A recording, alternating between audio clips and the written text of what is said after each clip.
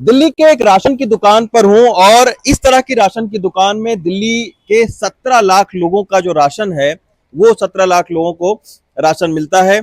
और one ration card one nation के तहत ईपोस मशीन को 4 साल पहले लॉन्च किया गया और इसके तहत किसी भी स्टेट का कोई शख्स है तो उसको दिल्ली के अंदर राशन मिल सकता है। लेकिन अब सबसे बड़ी दिक्कत क्या हो गई है कि ईपोस मशीन के साथ में ये इलेक्ट्रॉनिक जो है ये भी तराजू एक तरीके का दिया गया है, लेकिन इसमें आप देखिए कि फ्लक्चुएट लगातार हो रहा है। कभी 0 दिखा रहा है, कभी 5 दिखा रहा है, कभी 10 दिखाएगा, कभी 25 दिखाएगा। यानी ये हवा को भी एक तरीके से तौल रहा है और यही दिक्कत हो रही है राशन के लाभार्थियों को राशन देने के लिए। हमने यहाँ के दिल्ली सरकारी राशन डीलर संघ के जो एसोसिएशन के अध्यक्ष हैं शिव कुमार गर्ग जी को यहाँ पर बुलाया। गर्ग साहब जरा विस्तार से बताइए कि ये क्या दिक्कत आप लोगों को हो रही है राशन बांटने में। सर, ई पोस्ट मशीन से हम 4 साल से राशन वितरण करने कोई ज्यादा विशेष दिक्कत नहीं है, लेकिन ये जो इलेक्ट्रिक वेइंग स्केल है जो टेंडर के समय आई थी 4 साल पहले, इसको 2-3 बार पहले भी जो है ना सरकार इंटीग्रेट कर चुकी है।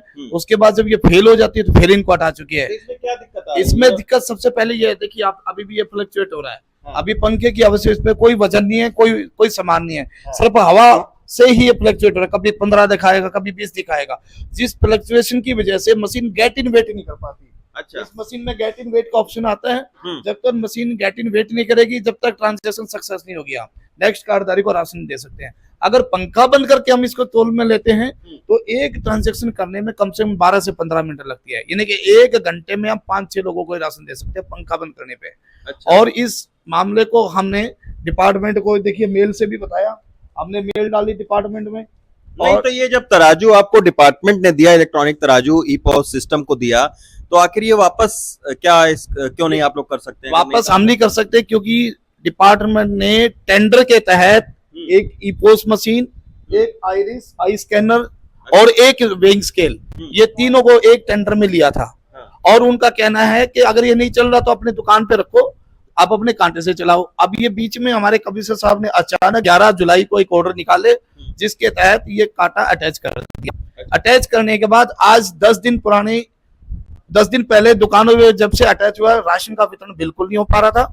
हमने डिपार्टमेंट को लिखित रूप से बताया, सरकार को भी बताया कि इस कांटे की वजह से हम राशन वितरण नहीं कर पा रहे। अच्छा, एक चीज मैं दिखाना चाहूंगा, ये ईपोस मशीन के तहत इलेक्ट्रॉनिक तराजू है और ये खुद का इनका है। ये हमारा अपना है। अब ये देखिए जो स्टेबल है ये तराजू, और ये टाइप इस 3 का कांटा है और ये टाइप 2 इसमें आप देखिए कभी 25 हो रहा है, कभी 15 हो रहा है, कभी 10 हो रहा है। तो ये सरकारी कांटा है जी। तो ये जो सरकारी कांटा है ये कब आया आपके पास में? ये 4 साल पहले जुलाई 2021 में हमारे यहाँ पोस्ट दी गई, उसी समय ये कांटे मिले थे हमें। और उसके बाद इनको ट्रायल किया जा चुका है 2-3 बार, एक बार भी ये सक्सेस नहीं हुए। उसके बाद ये बंद कर दिए गए 1 दिन के ट्रायल के बाद ही। अब ये 10 दिन से लगातार कर दिया गया। अच्छा, एक बात बताइए, ये सरकारी कांटे का तो पैसा भी गया होगा सरकार से? देखिए ये ईपोस मशीन और ये आइरिस और ये वेइंग स्केल, इसका लगभग 17-18 करोड़ रुपए सरकार दे चुकी है, जबकि इसकी कीमत मात्र 7 करोड़ रुपए भी नहीं है।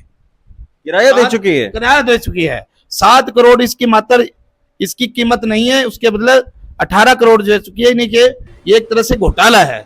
अब ये तो सरकार जानती होगी कि भाई, सरकार को हमने बता दिया।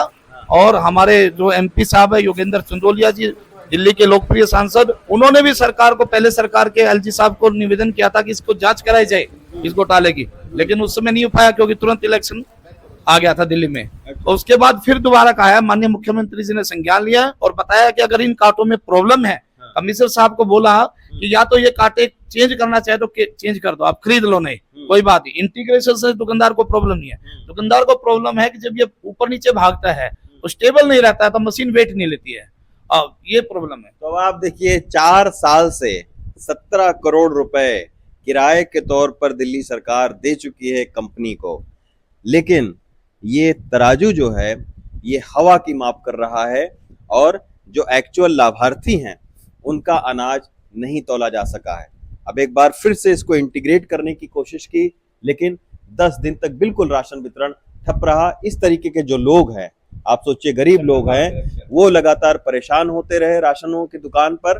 और अब फिर से सरकार ने ये कहा है कि इस तराजू को हटाया जाएगा और ये जो फिलहाल डीलरों का तराजू है उससे जो है वो दिया जाएगा। एक बस आखिरी सवाल मैं पूछूंगा, चूंकि ये राशन डीलर संघ के अध्यक्ष हैं।